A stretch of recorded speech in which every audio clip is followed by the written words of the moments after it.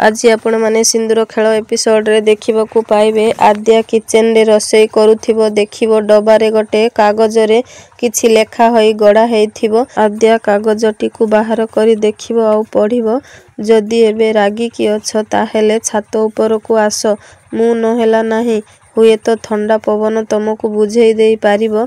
आद्या कागजटी को पढ़ी सारी हसिबो आ कहिबो अच्छा डिनर टेबुल ले तो तमे मो मुह को भी चाहू नथिलो आउ एबे वाइफ रो राग कम करिवा पई एते सब सरप्राइज प्लान करिछ तो ठीक अछि मु भी तम सहित कथा हेबा पई एते एक्साइटेड अछि बोली तुमको जमा भी देखैबिनी कहि हसिबो आउ कहिबो छाड़ अंश मते मनैबा पई एते चेष्टा करूछंती जेते बेले एटलिस्ट थरे जाई कि छात ऊपर देखि आसिले हबो।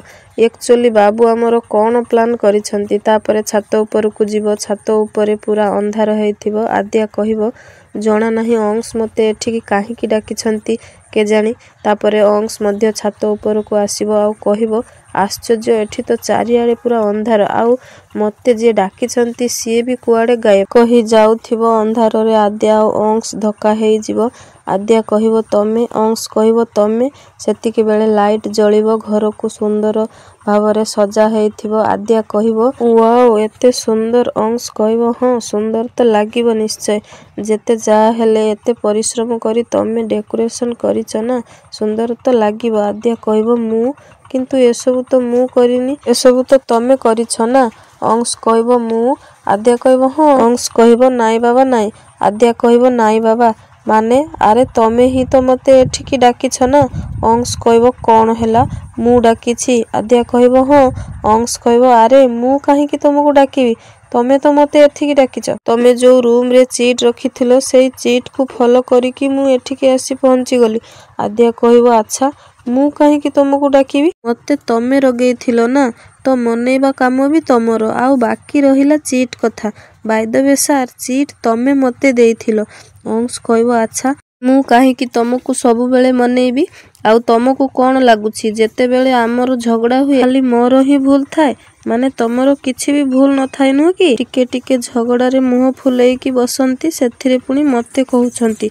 आद्या कहिबो कोन हैला मु मुंह फुलाए अंश कहिबो हां आद्या कहिबो मु मुंह फुलाए अंश कहिबो आउ नुहे तो कोन आद्या कहिबो कारण तमे सेई भलिया कथा वार्ता करो काली कथा देखुनो पिला मानंको ऊपरे एते जोर रे पाटी कलो जेमिति से सरल निरीह छुआ दीटा जाको कोन गोटे बड़ अपराध करि देइछंती आउ तमे तांको पाखरु प्रतिशोध नउचो हां तापरे पुनी मते ताना मारी की कथा सुनाउथिलो कथारे अछि परा पिला माने भलो कले पापांको क्रेडिट आउ भूल कले मार दोष। अंश कहिबो अच्छा मैडम माने तमे कोन झगड़ा करिवा पई नुआ नुआ बहाना खोजुछ ना कोन तापरे आद्या अंश को रागी की अनेबो अंश अल्प हसी कहिबो बस मु एमिति कहि देली ना आउ आद्या कहिबो ठीक अछि तमे जदि मते डाकिनो ताहले मु एठु जाउछि कहि जाउथिबो रहि जिवो आउ कहिबो बहुत हेइ गला एसबु आउ एक्टिंग करनी छाड़ मते अंश आश्चर्य होई आद्या को अनेबो आउ तळ को अनेबो देखिबो अंश रो घंटा रे आद्या रो साड़ी कानी लागी की रहि जाईछि।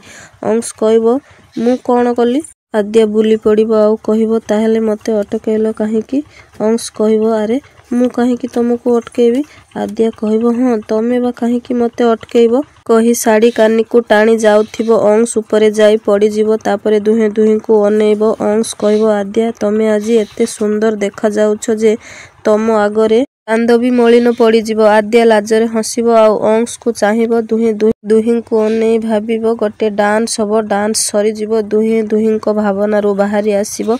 आद्या कहिबो अंश छाड़ मते अंश कहिबो नाई बिल्कुल भी छाड़ीबिनी जे पर्यंत तमे न मानिच एसबु तमे करिछ बोली। आद्या कहिबो मु नाई अंश मु कहिली ना एसबु मु करिनी मते केवल गोटे चिट्टे मिलिला आउ मु ताकू पढ़ी की एठिकी आसी गली बास। अंश कहिबो आश्चर्य तमे कहूच तमको चिट मिलिला सेमिति चिट मते भी मिलिथिला जदि तमे एसबु करिनो ताहले मु भी एसबु करिनी ताहले एसबु कला किए। आद्या कहिबो ता माने पिला माने तापरे सेपटे पिला माने लुचि लुचि देखुथिबो आउ कहिबो मम्मी पापा मिशन सक्सेसफुल। अंश कहिबो आद्या एते सुंदर मुहूर्त एते सुंदर डेकोरेशन भी हेइछि एबे जेते बेले तमे एठी अछो एते सुंदर लागुछो आउ एमि ଏମିତିକା ସୁଯୋଗ ଅଛି, ଝଗଡ଼ା ସଲ୍ଭ ହେବା ଖୁସିରେ ଗୋଟେ କିସ୍ ହେଇଯାଉ। ଆଦ୍ୟା କହିବ ଅଂଶ ଯଦି ଏଠି କିଏ ଦେଖିଦବ ତାହେଲେ? ଅଂଶ କହିବ ଆରେ ବାବା କେହି ବି ଦେଖିବେନି, ଦେଖିଲେ କିଛି ବି ଫରକ ପଡ଼ିବନି କହି ଆଦ୍ୟାକୁ ପାଖକୁ ଟାଣି ଆଣିବ। ଏପଟେ ପିଲାମାନେ ଥିବ, ଅନି କହିବ ମୁଁ ଦେଖିବାକୁ ଚାହୁଁନି କହି ଆଖି ବୁଜିଦବ। ଆନ୍ୟା କହିବ ମୁଁ ବି ନୁହେଁ କହି ଆଖି ବୁଜିଦବ। ଅଂଶ ଆଦ୍ୟାକୁ କିସ୍ କରିବ। ସକାଳ ହେଇଯିବ, ହଲରେ ସମସ୍ତେ ବସିଥିବ, ଯିଏ ଯାହାର ଚା କଫି ଜୁସ୍ ପିଉଥିବ। ଆଦ୍ୟା କିଚେନରେ ପରିବା କାଟୁଥିବ। ଅଂଶ ଲୁଚି ଲୁଚି ଆସି ଆଦ୍ୟାକୁ ପଛପଟୁ କୁଣ୍ଢେଇକି ଧରିବ। ଆଦ୍ୟା କହିବ ଅଂଶ କ'ଣ କରୁଛ? ଏଠି ସମସ୍ତେ ଅଛନ୍ତି, ଯଦି କିଏ ଦେଖିନିଏ କ'ଣ ଭାବିବେ କହିଲ? ଅଂଶ ହସିବ ଆଉ ଆଦ୍ୟାର କାନ ପାଖରେ ଯାଇ କହିବ ଆରେ ବାବା କ'ଣ ଭାବିବେ? ଆରେ ୱାଇଫ ତମେ ମୋର, ତମ ସହିତ ରୋମାନ୍ସ କରିବାର ପୁରା ଅଧିକାର ମୋର ଅଛି। ଆଦ୍ୟା କହିବ ଆଚ୍ଛା, ଆଉ ଯେତେବେଳେ ମୋ ସହିତ ଝଗଡ଼ା କରୁଛ, ମୋ ସହିତ ଲଢ଼େଇ କରୁଛ ଆଉ ମୋତେ ଏତେ ସବୁ କଥା ଶୁଣାଉଛ, ତ ସେତେବେଳେ କୁଆଡ଼େ ଯାଉଛି ତମର ଏ ରୋମାନ୍ସ? ଅଂଶ କହିବ ଆରେ ସେଟା ଗୋଟେ ରୋମାନ୍ସ କରିବାର ତରିକା, ମାନେ ଡିଫରେଣ୍ଟ ୱେରେ ଅଛି ନା ରୋମାନ୍ସ କରିବାର। ତାପରେ ଆଦ୍ୟାର ନଜର ସାର୍ଟ ଉପରେ ପଡ଼ିବ। ଆଦ୍ୟା କହିବ ଏଇ ଦେଖୁଛ ନା, ସାର୍ଟର ବଟନ ତମର ସବୁବେଳେ ଖୋଲା, ତମେ କେତେବେଳେ ବି ନିଜର କେୟାର ନଉନ, ବୁଝିଲ? ଅଂଶ କହିବ ଆରେ ମୋର କେୟାର ନେବା ପାଇଁ ତମେ ଅଛ ନା, ମୁଁ କାହିଁକି ମୋ କେୟାର ନେବି?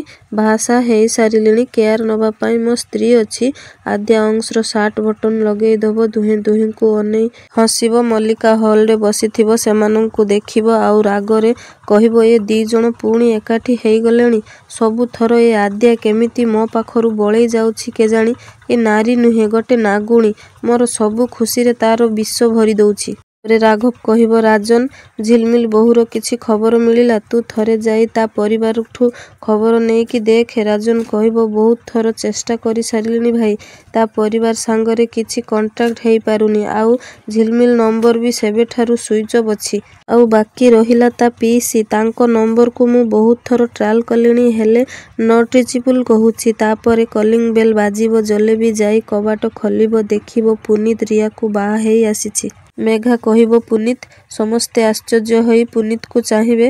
ତାପରେ ଜଲେବି କହିବ ନୂଆ ବାହା ହେଇଥିବା ଯୋଡ଼ା ଆସିଛି ମା। ମଲ୍ଲିକା ମନେ ମନେ କହିବ ଏ ନମୁନାକୁ ପୁଣି କୋଉଠୁ ଉଠେଇକି ଆଣିଲା ପୁନିତ, ଯାହା ହଉ ଆଗକୁ ବହୁତ ମଜା ଆସିବ କହି ହସିବ। ରାଜନ କହିବ ଏସବୁ କ'ଣ ପୁନିତ? ପୁନିତ କହିବ ଡାଟ୍, ଏ ଆପଣଙ୍କର ନୂଆ ବୋହୂ, ମୋ ସ୍ତ୍ରୀ ରିୟା ପୁନିତ ପଟ୍ଟନାୟକ। ସମସ୍ତେ ଆଶ୍ଚର୍ଯ୍ୟ ହେଇଯିବେ। ରିୟା ସାଜିଥିବା ଝିଲମିଲ ମନେ ମନେ କହିବ ହେ ଭଗବାନ, ମୋତେ ଏଠି ଯେମିତି କେହି ଚିହ୍ନି ନ ଦିଅନ୍ତୁ। ରାଘବ କହିବ ପୁନିତ ତୁ ଏ କ'ଣ କହୁଛୁ, ତୁ ହୋସରେ ଅଛୁ ତ? ପୁନିତ କହିବ ମୁଁ ପୁରା ହୋସରେ ଅଛି ବଡ଼ବାପା, ସାବାଳ ହିସାବରେ ମୁଁ ଯାହାକୁ ଚାହିଁବି ତାହାକୁ ବାହା ହେଇ ପାରିବି, ସେଇଥିପାଇଁ ମୁଁ ରିୟାକୁ ବାହା ହେଇଗଲି। ମେଘା କହିବ କିନ୍ତୁ ଗୋଟେ ସ୍ତ୍ରୀ ଥାଉ ଥାଉ ତୁ ରିୟାକୁ କେମିତି ବାହା ହେଇ ପାରିବୁ? ପୁନିତ ବାହାଘର ଗୋଟେ ମଜାକ ନୁହେଁ। ପୁନିତ କହିବ ଝିଲମିଲ ସହିତ ମୋର ଏବେ କୌଣସି ସମ୍ପର୍କ ନାହିଁ ବଡ଼ମା, ସିଏ ଯେତେବେଳେ ମୋତେ ଛାଡ଼ି ଯାଇ ପାରିଲେ ତାହେଲେ ମୁଁ କାହିଁକି ତାଙ୍କ କଥା ଚିନ୍ତା କରିବି? ମେଘା କହିବ କିନ୍ତୁ ଆଇନ ଅନୁସାରେ ସିଏ ଏବେ ବି ତୋ ସ୍ତ୍ରୀ। ପୁନିତ ସିଏ କେବଳ ଏ ଘରୁ ଯାଇଛି, ତୋ ଜୀବନରୁ ନୁହେଁ। ପୁନିତ କହିବ ମୁଁ ଆରମ୍ଭରୁ କହିସାରିଛି ବଡ଼ମା, ଝିଲମିଲ ଏ ଘରକୁ ଫେରି ଆସିଲେ ମଧ୍ୟ ତାକୁ ଆପଣେଇବାର କୌଣସି ଚାନ୍ସ ନାହିଁ। ଆଜି ମୁଁ ବହୁତ ଖୁସି ଅଛି, ତେଣୁ ଆଜି ଭଳି ଦିନରେ ସେ ଗାଉଁଲି ଝିଅ ବିଷୟରେ ଶୁଣିବାକୁ ଚାହୁଁନି। ମୁଁ ମୋ ଜୀବନର ନିଷ୍ପତ୍ତି ନେଇଗଲି, ତେଣୁ ସବୁଠୁ ଭଲ ହବ ମୋର ଏ ଖୁସିରେ ସାମିଲ ହେଇଯାଆନ୍ତୁ ଆଉ ମୋ ସ୍ତ୍ରୀ ରିୟାକୁ ଖୁସିରେ ଖୁସିରେ ଏ ଘରକୁ ସ୍ୱାଗତ କରନ୍ତୁ। ତେବେ ଦର୍ଶକ ବନ୍ଧୁ, ଭିଡ଼ିଓଟି ଯଦି ଭଲ ଲାଗିଥିବ ଭିଡ଼ିଓକୁ ଗୋଟିଏ ଲାଇକ୍ କରି ଚ୍ୟାନେଲକୁ ସବସ୍କ୍ରାଇବ କରିଦିଅନ୍ତୁ।